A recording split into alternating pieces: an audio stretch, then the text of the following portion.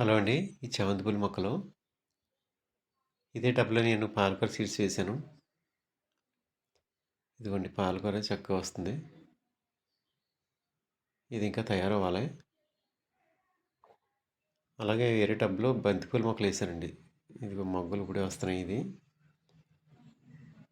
ఈ టబ్‌లో అయితే ధనియాలు కూడా ఏసాను. ఇదిగోండి కొత్తిమీర. ఇది కూడా బానే వస్తుంది. ఈ టబ్‌లో తోటకూర రెడీ అయిందండి. ఇంతకుముందు చూపించాను కదా! ఇదిగోండి ఇలాంటి పెద్ద మొక్కల్లాంటివి ఉపయోగించుకోవడానికి తీసేస్తున్నాను నేను.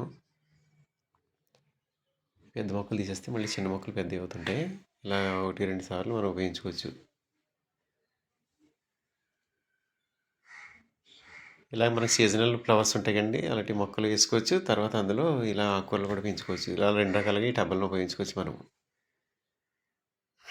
ఈ ఆకుకూర అయితే లేతగా ఉందండి. చాలా బా వచ్చింది. పురుగేం పట్టలేదండి. ఒకవేళ పురుగు పడితే నీమ్ ఆయిల్ స్ప్రే చేద్దాం అనుకున్నాను. దాని అవసరం రాలేదు. ఇంక ఈ ఆకుకూర అయిపోయిన తర్వాత మళ్ళీ నేను ఇందులో వేరే ఆకుకూర ఏస్తానండి.